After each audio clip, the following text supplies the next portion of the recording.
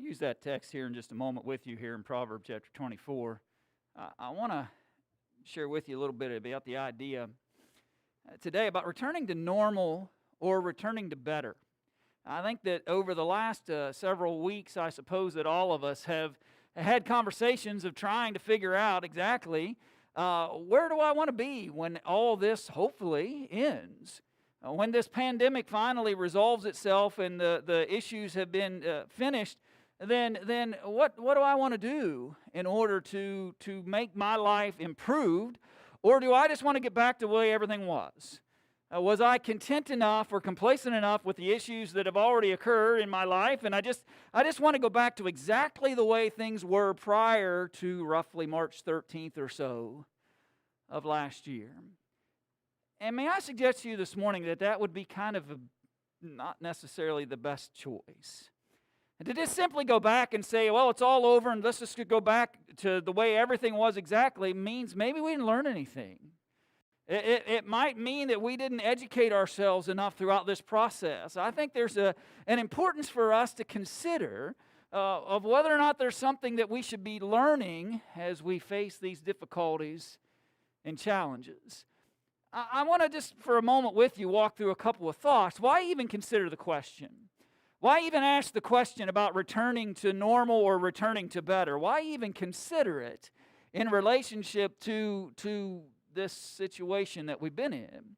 Well, let me ask these questions or give you these thoughts. Number one, normal may only be a matter of comfort. Maybe normal just means, I just want to go back to what was comfortable to me before. I just kind of want to go back to where everything just kind of felt right and things that I was used to and comfortable with. And that doesn't necessarily mean those things were the right places to be. Sometimes we can become comfortable when we shouldn't be comfortable in the circumstance we're in.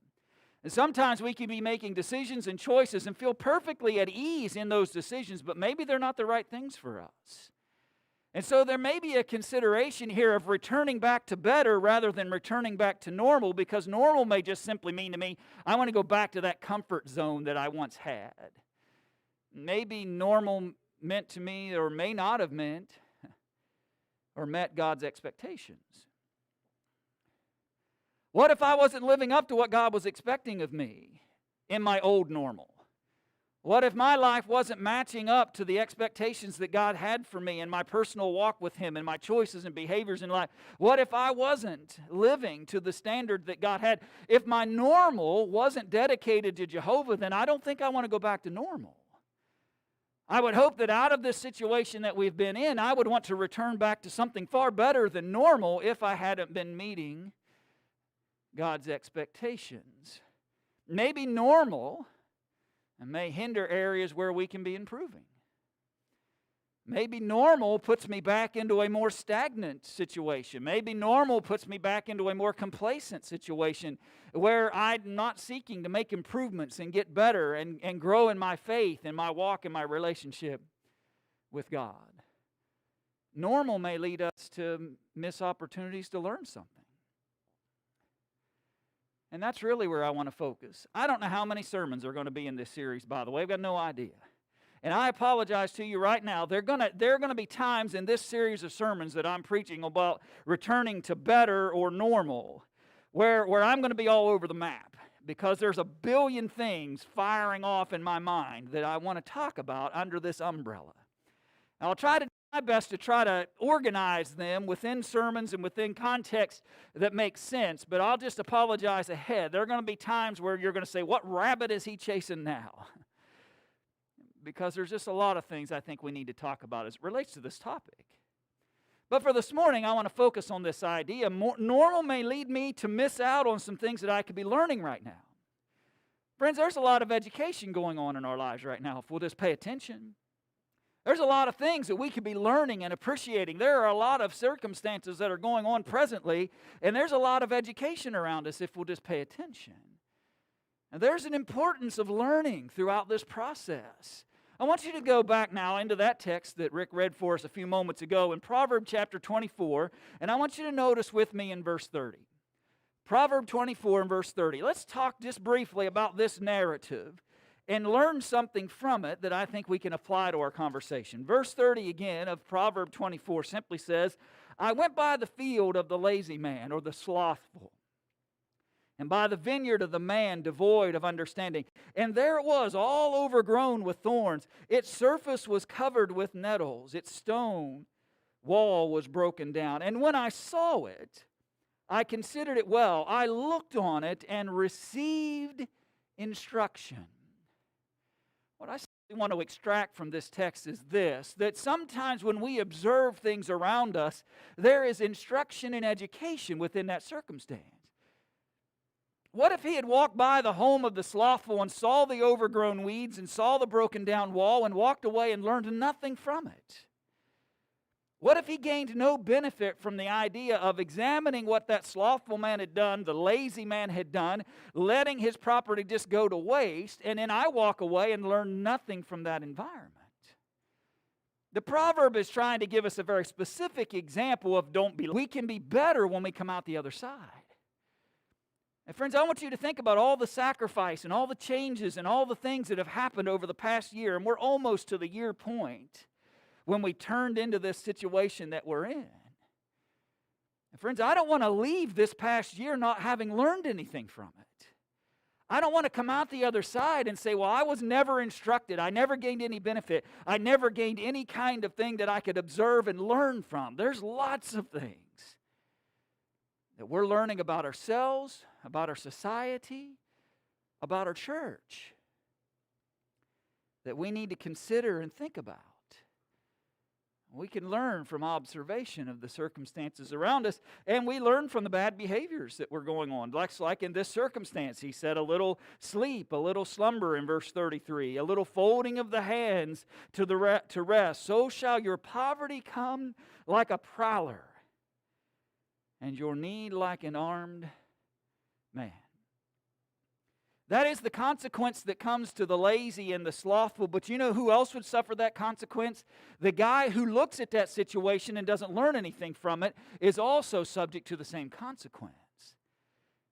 You know, sometimes we might say, well, I'm glad I'm not that guy.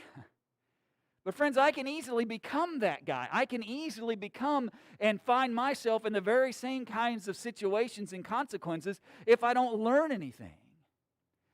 Friends, I'm going to tell you that this may sound, I don't know what the word I'm looking for here, harsh is too harsh, but anyway. Sometimes we need to learn from the mistakes of others. You don't have to make them all yourself. You can avoid a lot of pain, misery, suffering, challenge, and difficulty if you sometimes learn through the experience and the observation. That's exactly what this proverb is saying. When I went by the house of the slothful, I learned something. I learned what I didn't want to do. I learned that I want to keep my weeds cleaned up. I learned that I don't want to let my wall get broken down. I learned that when I keep making those excuses about a little sleep, a little slumber, just a little, before I know it,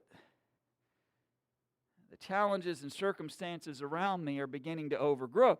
And the point simply, friends, is this. I just assume learn that through education than have to experience it, right? There are a lot of things in life that it is far better to just simply learn through observation and through education and through learning than it is to have to experience every difficulty and hardship. I'd like to believe that I can know a loving Father without having to become the prodigal, right? I'd like to believe that I can understand and appreciate the gifts and blessings of God without having to become entrenched in sin and behaviors that are going to be hard to climb out of. Now, I'm not saying that those folks shouldn't look to God. That's not my point. My point is simply that sometimes education is a better process than experience. Because experience sometimes can create hardships and challenges that I could have avoided if I had just learned something in the process. It's a great example there out of Proverb 24, and so let me share with you some things I think we've learned. When we've looked around this circumstance that we've been in over the past year, here's some things that I think that we should learn. And number one, we have learned the realities of familiar text. How many times have you heard preachers stand before you and read Hebrews chapter 9 and verse 27, say, it is appointed unto man once to die, and after this the judgment. It is appointed unto man once to die, and after this the judgment. It is appointed unto, right? It's just a broken record to us sometimes. Because we've heard every preacher that we've ever heard more than 10 sermons from eventually come to that text, right? But the fact of the matter is, this past year has taught us a reality of that text maybe far above anything. Tell me another year in your life where you wake up every day and the news flashes a list or a number of people that have died from one specific disease or virus. You think about that. I don't ever recall in my entire lifetime, and I don't know anybody here 1914 around when the Spanish flu was going around. Some of you were close, I'm looking around. But I don't believe there's anybody, right? So it's new to us, that's my point. The situation is new to us. Hebrews 9:27 has been flashed before our eyes on the internet and on television, in news media, in printed articles. We are reminded constantly of Hebrews 9:27 throughout this whole pandemic. And my question simply, friends, is, are we learning anything from that? The realities of it is appointed unto man once to die, and after this the judgment has been put before our eyes daily. And it's sad. And yet, sadder yet would be if I don't recognize my own mortality through all that. If it doesn't remind me of my own mortality, then I don't know what will. If it doesn't educate and teach me to appreciate every day that I have and recognize that I don't know whether I've got another one or not, I don't know what will. I hope that we come out of this recognizing that every day is precious and every day is important. And I don't know how many of them that I have. I know that there's an appointment out there that all of us are going to meet, but I don't know when that's going to come. It shared with us a very sad reality, but yet one that we should appreciate and learn from. Let me add this narrative in James chapter 4.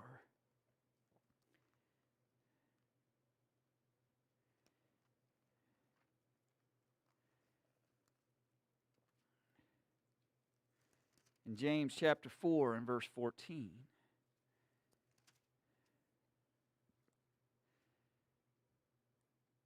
And James wrote, "Whereas you do not know what will happen tomorrow. For what is your life? It is even a vapor that appears for a little time and then vanishes away." I don't know that I've ever had a moment in my lifetime, how old am I? 51, something like that. I don't know of any time in that 51 years where I have been more keenly aware of that life is but a vapor than I have been right now in this moment that I'm in. The realities of these challenging scriptures that we maybe often just read and they just seem to be repeated over and over and over again, and we maybe not necessarily appreciated them in the ways that we should. This pandemic has brought them to light in ways that we've never seen before. And we've learned to appreciate the reality of life being a vapor that appears for a little while and then vanishes away. And my prayer would be that I would never go back to my normal complacency when it came to texts like this. My hope would be that I don't go back to what was normal, where I kind of heard it, but I didn't really think about it much. I heard those phrases, I heard those texts, but I didn't really consider what it meant to me very often. But that I focus very soberly on the fact that it is appointed unto man once to die. It is but a vapor. Through this, we've learned that nothing should be taken for granted. Stay in James chapter 4. James chapter 4, verse 15. Instead, you ought to say, after recognizing life is but a vapor that appears for a little while and vanisheth away, instead you ought to say, if the Lord wills, we shall live, and do this or that. But now you boast in your arrogance. All such boasting is evil. Therefore, to him who knows to do good and does not do it, to him it is sin. Look at the first two verses with you, or verses 15 and 16 first. Consider the fact here that we've learned we better not take anything for granted. If the Lord will, we don't know how many opportunities that we'll have. We don't know what tomorrow is going to bring. Do you know I caused the pandemic? You all thought it's out of China, didn't you? No, I caused it. You know how I caused it? Let me take your mind back for a minute. The last time that we were all together in this building, by that I mean, and it was a little odd, right? We blocked off every other pew, but there were about, I think, 95 folks in the building on March, whatever that was, back almost a year ago. And it was kind of odd because we were kind of learning, right? But here's the point I want to make. Why did I cause? Do you know that I decided to do something that week leading into that Sunday that I had always thought I would do but never did? I created a schedule for participants in worship for the entire year. I had them printed out and was handing them out. My bad. Right? Isn't that odd? The very day that things turned upside down, the very Sunday turned upside down, was the very Sunday I had printed out for all the men to take part what they would be doing from April all the way through the rest of 2020. I'll never do that again. Right? Why? Well, I won't say never, I may, but my point, friends, that not a single one of those schedules was used. Not a single one of them. I'm telling you, I probably spent the better part of 12 hours putting that together. I figured, why not use 12 hours and get it all done for the year than spend an hour every whip stitch trying to pee. It would have been the same amount of time. Just get it done, Brian. That was my mindset. Just get it done. I have told some of you this, but many of you may not know.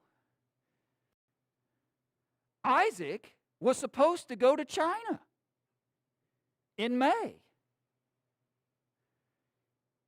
The first time we've kind of realized the soberness of this situation was when he was informed in December of 2019 that the Wind Symphony would not be going to China come May. The week after New York City kind of had its that first kind of just explosion of problems, the week after that started, the three of us were supposed to be in New York City. We had planned a pre-graduation, a pre-senior trip for Rachel. Leading into her senior year, we had been planning that for months. Booked a hotel right there on the river where you could look across from New Jersey over into the city skyline. Had all of our details planned out, what we were going to do. Guess what?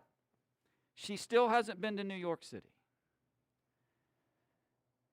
What's my point? My point is, I'm just trying to I'm trying to illustrate it just from personal things so you'll understand, and I could give all of you the same opportunity, and you could create the same kind of list, couldn't you?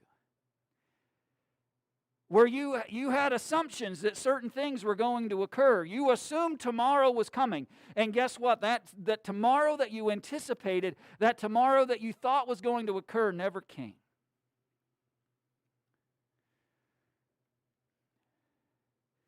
If the Lord wills, I'll never take that for granted. I pray that I never take that for granted again the rest of my life. If the Lord wills, I will go and do this or do that. If the Lord wills, we'll do that schedule that I put out for the year. If the Lord wills, we'll be able to travel or go to this place or that place or do this or do that. If this pandemic hasn't taught us that, then we're not paying attention. And within that, then, what we have is the moment. And if it hasn't also taught us then to take advantage and appreciate the moment that we're in, I'm afraid that I have wasted a year waiting for it to be over, rather than just trying to make the best of the moment that God had given me.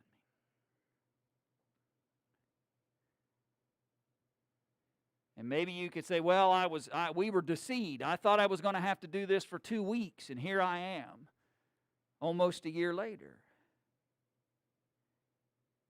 Friends, I think we need to very soberly think about what God has instructed us to appreciate.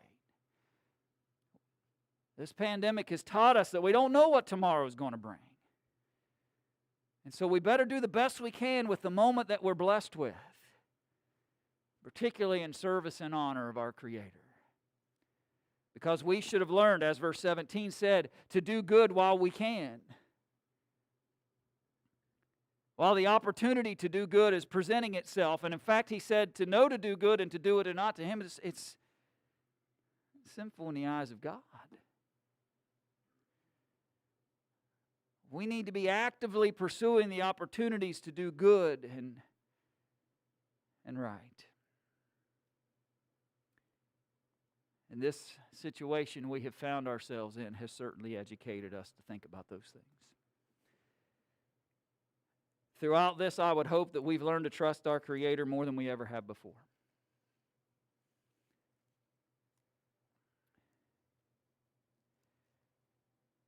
I think this pandemic has taught us in so many ways that our understanding and our knowledge and our ability to even at times make choices and decisions is very weak. But I would hope that through it all, it has taught us to trust Him more.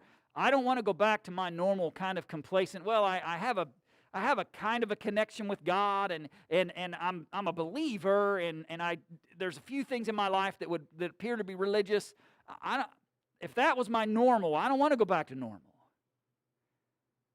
I want to go back to something better than that. I want to go back or put myself in a circumstance where I've got a better grasp of what my Creator does and can do for me in my life and how He sustains. Therefore, verse 25, Matthew chapter 6, therefore I say to you, do not worry about your life. We've spent a year doing that, haven't we? Therefore I say to you, do not worry about your life, what you will eat or what you will drink, nor about your body, what you will put on. Is not life more than food, and the body more than clothing? Look at the birds of the air, for they neither sow nor reap, nor gather into barns, yet your heavenly Father feeds them. Are you not of more value than they? Which of you by worrying can add 1 cubit to his stature? So why do you worry about clothing? Consider the lilies of the field, how they grow. And they neither toil nor spin, and yet I say to you that even Solomon in all his glory was not arrayed like one of these. Now if God so clothes the grass of the field, which today is and tomorrow was thrown into the oven, will He not much more clothe you, O you of little faith? If that was my normal, I don't want to go back there. If my normal was very little faith and more trust in self rather than trust in God, if my normal was about self-reliance and personal self-preservation, rather than dedication to a Creator who knows how to clothe and feed and aid, then I don't want to go back to normal. I don't want to go back to a life of little faith if that's where I was. There have been days throughout this time that if it weren't for God, I wouldn't have had anything.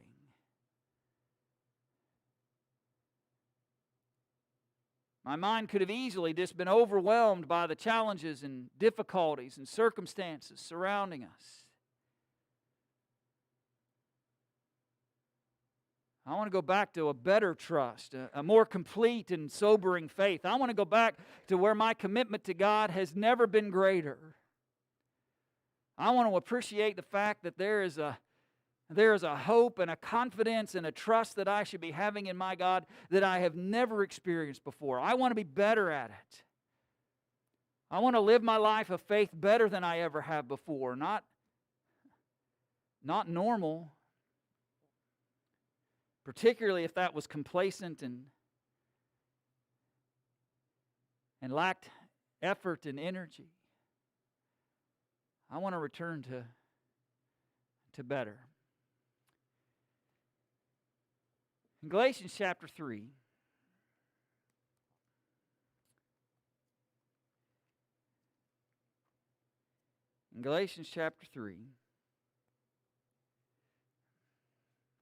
there's a statement that is made. Now, let me give you context because I want you to understand.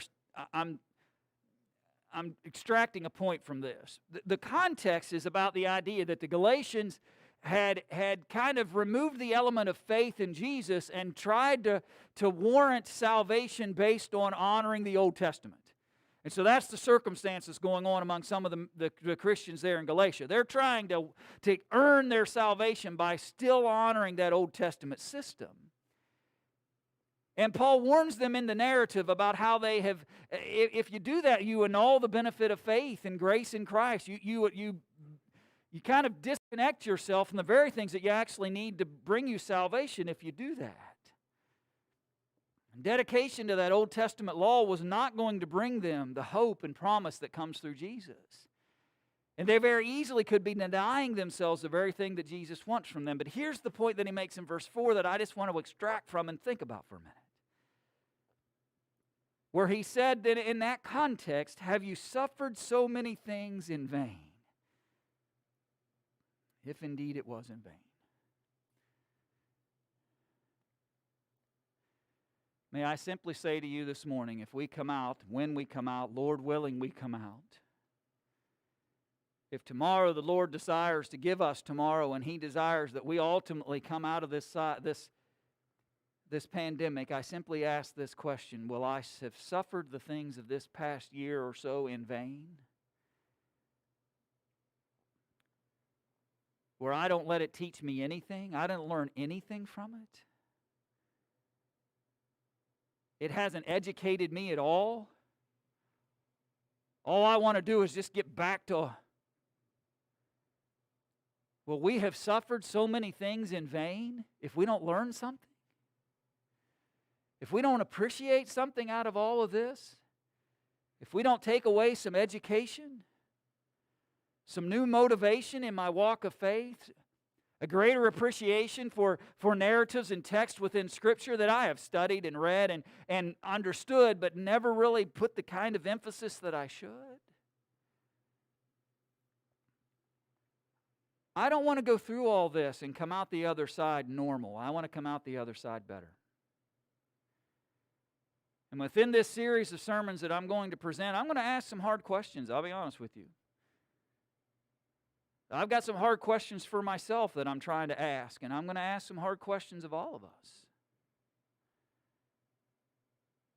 About how can we go through and suffer so many things and make sure we come out the other side not in vain, not empty, but better. How do we apply the things that we've learned? How do we examine the things that we've been educated in and the circumstance that we found ourselves in? What is it leading me to? I don't want to suffer these things in vain.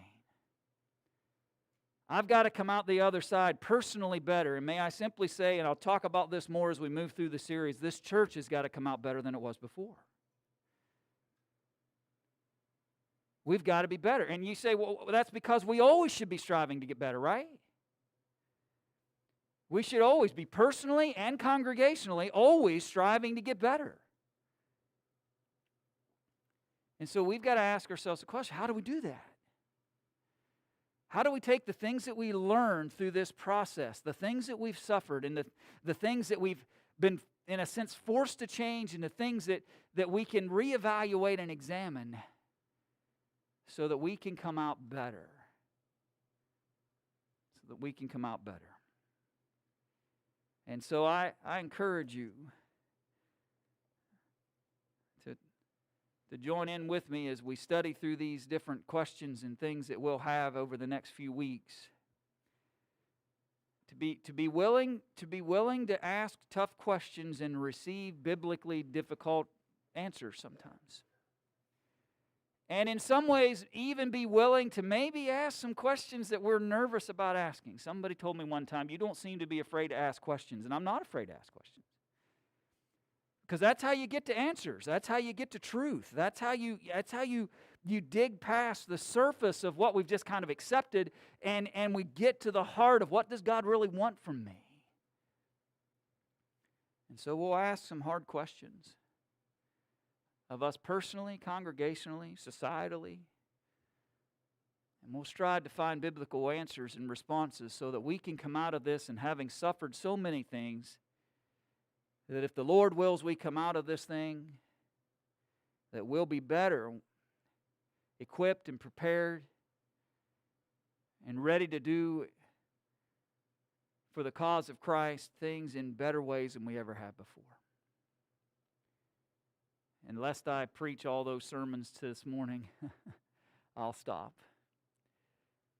If you're subject to the gospel in some way this morning, if we could encourage you, there's room at the cross for any and all who would come to Him. We have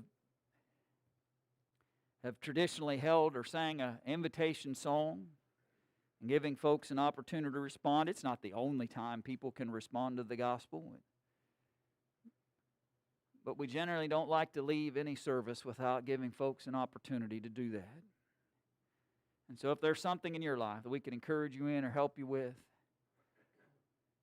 if you're ready to serve your God in ways that you haven't been before, if you seek remission of sin through baptism, whatever we could do to encourage you or help you, there's room for you.